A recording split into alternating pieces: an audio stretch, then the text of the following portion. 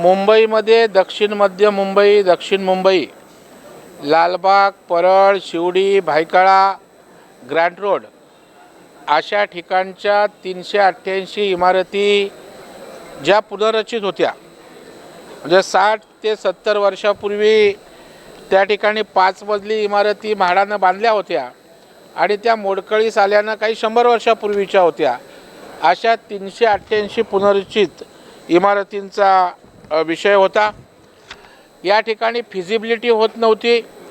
कुठे त्या ठिकाणी मालकांची अडचण असायची, कुठे रस्ते रुंदीकरणाची असायची, कुठे बफर झोन त्या ठिकाणी असायचा, त्या ठिकाणी क्लस्टर फिजिबल होत नव्हतं. अशा 388 इमारतींचा पुनर्विकास करावा ही भूमिका आज त्या ठिकाणी सभागृहामध्ये मी मांडली. त्याचबरोबर 13,800 ज्या उपकर प्राप्त इमारती आहेत, ज्या 1970 ते 1990च्या दरम्यान बांधल्यात, त्याही काही 100 वर्षापूर्वीच्या आहेत. म्हणजे रस्ता रुंदीकरण असेल, रेल्वे बफर झोन असेल, रोड कटिंग असेल, अरुंद गल्ली असेल किंवा रस्ता यामुळं बाधित आहेत किंवा स्टँड अलोन बिल्डिंग असतात. मला वाटतं त्या संदर्भामध्ये अनेक वर्ष हा विषय प्रलंबित होता.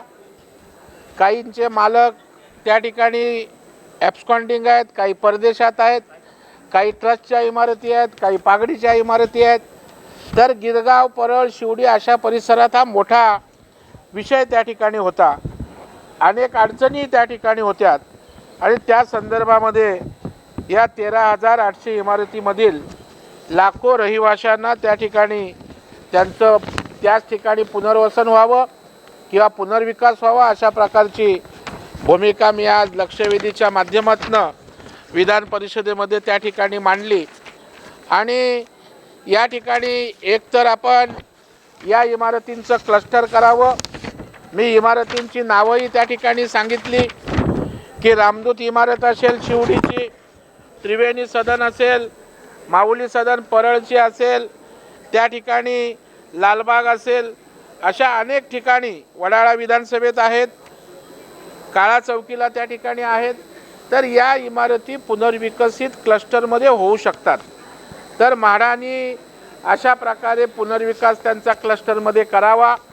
काहींना बाजूची क्लस्टर असतील त्याच्यामध्ये ज्या एकल इमारती आहेत त्यांचा समावेश त्या ठिकाणी करावा. माननीय मुख्यमंत्र्यांनी क्लस्टर सेल्फ डेव्हलपमेंट आणलं आहे, जे प्राधिकरण स्वयंपुनर्विकासाचं आहे, ज्याचा मी अध्यक्ष त्या ठिकाणी आहे. तर 4-4, 5-5 इमारती एकत्रित करून त्यांना विशेष FSI देऊन त्यांचा पुनर्विकास करावा अशी भूमिका त्या ठिकाणी मांडली. आणि राज्याचे गृहनिर्माण राज्यमंत्री सन्माननीय पंकज भोयर यांनीसुद्धा या ठिकाणी या संदर्भात म्हाडा पुनर्विकास करेल अशा प्रकारची आश्वासन दिलं. त्याचबरोबर जे म्हाडाचं प्राधिकरण जे आमच्या पुनर्विकासाचं स्वयंपुनर्विकासाचं आहे त्याला आवश्यक तो निधी लागेल. कारण मोठ्या प्रमाणावर असं डेव्हलपमेंट झाल्यावर मुंबई जिल्हा बँक असेल, राज्य बँक असेल, या तर फंडिंग करतील, परंतु मोठ्या प्रमाणावर त्याला पैसा उपलब्ध करून द्यावा. आणि सर्वसामान्य माणसाला जो 150 स्क्वेअर फीटात राहतो, गिरगावात तर काही 100 स्क्वेअर फीटात राहतात, ग्रँट रोडसारख्या कामाठीपुरात तर 50-80 स्क्वेअर फीटात लोक राहतात. तर हा मध्यमवर्गीय मराठी माणूस विशेषतः या परिसरात राहतो. तर त्याकरता आर्थिक तरतूद करावी ही मागणी त्या ठिकाणी केली. शंभूराजे देसाई जे वरिष्ठ मंत्री शिवसेनेचे आहेत त्यांनी माननीय उपमुख्यमंत्र्यांच्या वतीनं, कारण गृहनिर्माण खातं, नगरविकास खातं आज उपमुख्यमंत्र्यांकडे आहे, त्यांनी या संदर्भामध्ये अधिवेशन संस्थाच त्या ठिकाणी या विषयासंदर्भात बैठक घेतली जाईल आणि हा विषय निकाली काढू अशा प्रकारचं आश्वासन त्यांनी दिलेलं आहे. आणि त्यामुळं पुनर्रचित 388 इमारती आणि त्याचबरोबर सेसच्या 13,800 इमारती या त्या ठिकाणी पुनर्विकसित होण्याचा त्या ठिकाणी मार्ग मोकळा झाला आहे असं या ठिकाणी आपल्या माध्यमातून या परिसरात राहणाऱ्या रहिवाशांना या ठिकाणी सांगू इच्छितो. मला वाटतं सन्माननीय उद्धवजी ठाकरे साहेबांनी या कोट्या कारणातून बाहेर यावं. हिंदुत्वाविषयी भाषण करायला आपल्याला मैदान आहे, कोट्या करायला आपल्याला मैदान आहे, आपण हे विधिमंडळाचं सभागृह चालू आहे, आपण विधिमंडळाच्या सभागृहात किती वेळ बसलात? महाराष्ट्रातल्या शेतकऱ्यांविषयी 2 वाक्य आपण त्या ठिकाणी काढलीत का? उपेक्षित वंचित घटकाच्या उन्नतीसाठी 2 शब्द आपण विधिमंडळात बोललात का? याचं पहिलं उत्तर त्या ठिकाणी त्यांनी द्यावं. त्याच्यामुळे मला वाटतं शेतकरी आज आपत्ती शेतकऱ्यावर आले. आज राज्य सरकार शेतकऱ्यांसाठी त्या ठिकाणी पुरवणी मागण्यांमध्ये 15-16 हजार कोटीची तरतूद केले. एक शब्द, चकार शब्द माननीय उद्धवजी ठाकरे यांनी शेतकऱ्यांच्या विषयी काढला का? याचा अर्थ शेतकऱ्यांच्या बांधावर जायचं, पुतणा मावशीचं प्रेम दाखवायचं, कधी मोदी साहेबांना शिव्या द्या, कधी अमित शाह साहेबांना शिव्या द्या, त्यांच्यावर कोट्या करा, कधी देवेंद्रजींवर व्यंगात्मक बोलणं. मला वाटतं त्यांनी यातनं बाहेर यावं आणि शेतकऱ्यांवर बोलावं, सर्वसामान्यांवर बोलावं, तर उरलं सुरलं अस्तित्व त्या ठिकाणी अबाधित आपल्याला ठेवता येईल. आता लोकांना तुमच्या टोमण्याची, टीका टिप्पणीचा किळस आलेला आहे. आरोप होतात भ्रष्टाचाराचे, पण त्यांच्यावरती कुठली कारवाई होत नाही, त्यामुळे पांघरून खातं काढावं, त्याचं प्रमुख पण त्यांनी स्वतःकडे ठेवा. मला वाटतं उद्धवजी ठाकरे साहेबांना आव्हान आहे, माननीय देवेंद्र फडणवीस साहेबांवर एक भ्रष्टाचाराचा आरोप दाखवा, एक त्यांच्यावर काळा डाग त्या ठिकाणी दाखवावा. त्या ठिकाणी कुणालाही त्या ठिकाणी देवेंद्रजी पाठीशी घालत नाहीत. आपण मुंडवाच्या कालपर्वाच्या प्रकरणात सुद्धा मी आपल्याच मीडियाच्या माध्यमातून ऐकलं की यामध्ये कोणी असेल आम्ही त्याला माफ करणार नाही, कायद्यासमोर सगळे समान आहेत. मला वाटतं उद्धवजींना माझी हात जोडून विनंती आहे की जरा त्यांनी मोदी साहेब, अमित शाह साहेब, त्यांच्या कुटुंबासंदर्भात, देवेंद्रजींच्या संदर्भात आपण बोलायचं तर जाहीर समाजमधनं बोला. अधिवेशन चालू आहे, जरा शेतकऱ्यांवर बोला. आज मुंबईचा प्रश्न, आज प्रवीण दरेकर त्या ठिकाणी मराठी माणसाचा 388 इमारती आहे, गिरगाव, लालबाग, परळ, त्याच्यावर बोललो मी. 13,800 इमारती आहेत, त्यांच्या पुनर्वसनाचा प्रश्न आहे, त्यांच्या घराचा प्रश्न आहे.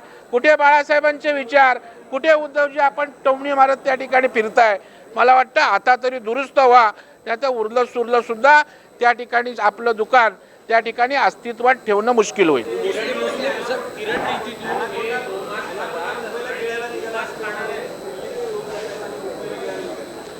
मला वाटतं की एवढी शिवसेना त्या ठिकाणी कधी आपल्या हातात ना गेली याचं त्या ठिकाणी तुम्हाला कळलं नाही, कारण बाळासाहेबांचा विचार काँग्रेसने गिळला आणि उद्धवजी ठाकरे साहेब डोळे मिटून बघत राहिले आणि त्याची काय परिणती झाली बघताय. मला वाटतं आपण यांची सगळी वक्तव्य बघा, सगळी भाषणं बघा, कोट्या करणं, टीका टिप्पण्या करणं, जनहिताची कुठलीही बात त्या ठिकाणी बोलायची नाही.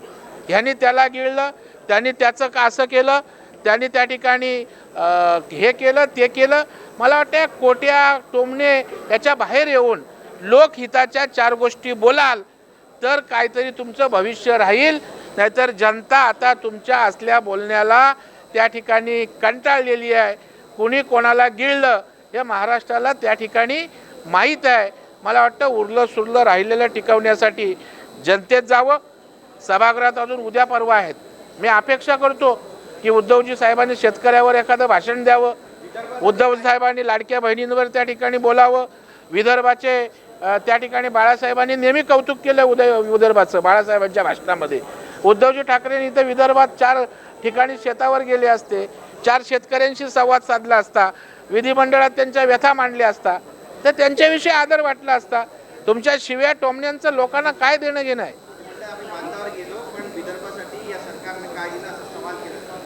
या सरकारने काय दिलं हे बघण्यासाठी पुरवणी मागणी काय असते ते बघायला लागतं. पुरवणी मागण्यांचं पुस्तक वाचावं लागतं. त्याच्यामध्ये शेतकऱ्यांसाठी 15-16 हजार कोटीचे तरतूद केले. वर्तमानपत्रांमध्ये पहिल्या पानावर बातम्या आल्या आहेत. परंतु मला वाटतं जी गोष्ट समजूनच घ्यायची नाही, त्यांना टोमणं मारून शिव्या देऊन आपलं राजकारण करता येतं असा जो समज आजपर्यंत आहे, त्या ठिकाणी शेतकऱ्यांच्या मार्फत पुरवणी मागण्यांचं पत्रक पाठवतो त्यांना पुस्तक. परंतु ते पुस्तक उघडणार कोण, पुस्तक वाचणार कोण, बघणार कोण? त्यांना माहीत आहे 4 शिव्या दिल्या, मीडियात शिव्या जातात. काय करायचं, शेतकऱ्याला काय दिलं आणि काय नाही दिलं. माननीय मुख्यमंत्री देवेंद्र फडणवीस साहेबांनी प्रत्येक मंत्र्याला शेतकऱ्याच्या बांधावर पाठवलं होतं. स्वतः शेतकऱ्याच्या बांधावर गेले होते आणि आज त्या ठिकाणी सर्वकष विचार करून शेतकऱ्यांसाठी जवळपास 35,000 कोटीचा त्या ठिकाणी आज ॲडिशनल त्या ठिकाणी तरतूद करावी लागली आणि त्याच्यामुळे राज्याच्या तिजोरीवर बर्डन आलं तरी चालेल, परंतु शेतकऱ्यांसाठी देण्याचं काम देवाभाऊंच्या सरकारने केलं.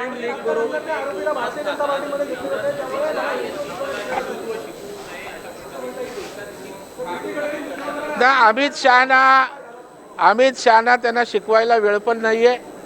ते देशाचे गृहमंत्री आहेत. देशात सुरक्षेचा प्रश्न आहे, देश त्यांना चालवायचा आहे. त्याच्यामुळे यांना शिकवण्यासाठी अमित भाईंकडे वेळ नाही. मुस्लिम लीग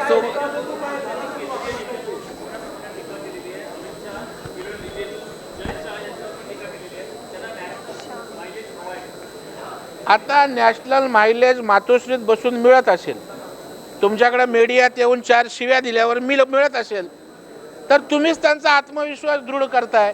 मायलेज मिळालं तर त्यांना वाटेल शिव्याने मायलेज मिळतं, मायलेज मिळालं नाही तर शिव्या देऊन लोकहिताकडे लक्ष केंद्रित करतील.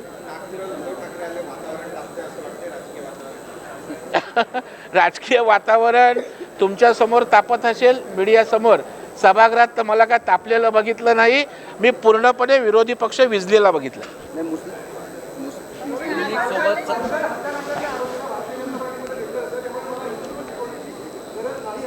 त्याच्या पुढचा अर्धवट तुम्ही पिक्चर सांगितला, त्यानंतर त्याचा प्रवेश आणि त्याला त्या ठिकाणी स्थगिती दिलेली. लाडक्या बहिणींना 2,500 रुपये केव्हा देणार म्हणतात?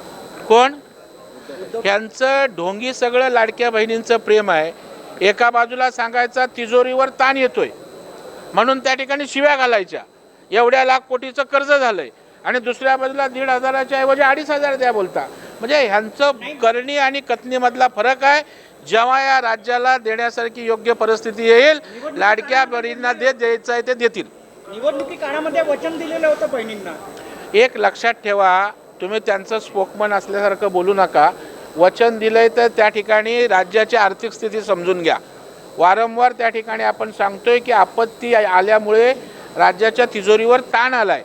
राज्याच्या तिजोरीवर ताण आल्यामुळे लाडक्या बहिणींचं स्क्रुटिनी पण होतं आहे की बाबा ज्यांचा काही पगार आहे, ज्यांचा काम करतायत, ज्यांचा इन्कम टॅक्स भरतायत, अशा लोकांना कमी करतोय. असं असताना राज्य आर्थिकदृष्ट्या स्थिरावण्याचा प्रयत्न आहे आणि तुम्ही पुढाऱ्यांसारख्या जर अशा गोष्टी बोलायला लागलात तर ते दुर्दैवाचं होईल.